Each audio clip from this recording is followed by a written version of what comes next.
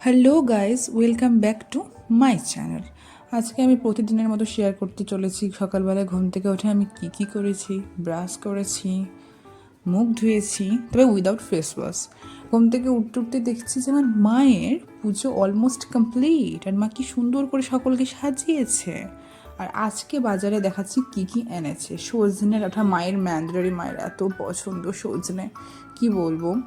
চিংড়ি আমার পছন্দের। এখানে চা কমপ্লিট হয়ে গিয়েছিল, মা পুজোর পরে চা খাচ্ছিল আর আমিও চা খাচ্ছিলাম, দুজনে মিলে এখানে চা খাচ্ছিলাম। তারপরে হচ্ছে তাড়াতাড়ি করে চলে গেলাম লাঞ্চের প্রিপারেশনসের জন্য, কারণ লাঞ্চ দেরি করলে করা একদমই যাবে না।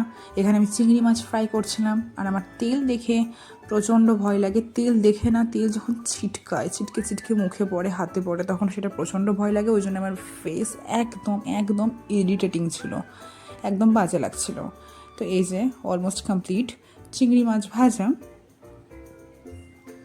আর এই যে চিংড়ি মাছের যে রেসিপি, যে চাল কুমড়ো চিংড়ি, সেগুলো নেক্সট ডেতে যাবে। এখানে আমার মা থালি রেডি করছে, আর আফটার খাওয়া দাওয়া আমি এখানে রিলস স্ক্রোল করছি লিটারালি।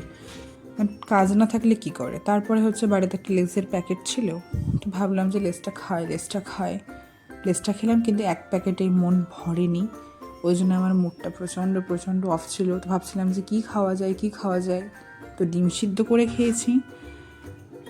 আর ডিম সিদ্ধ সাথেই ছিল আমার ফেভারিট বেদানার জুস, যেটা আমার খুবই পছন্দ লাগে। Thank you for watching.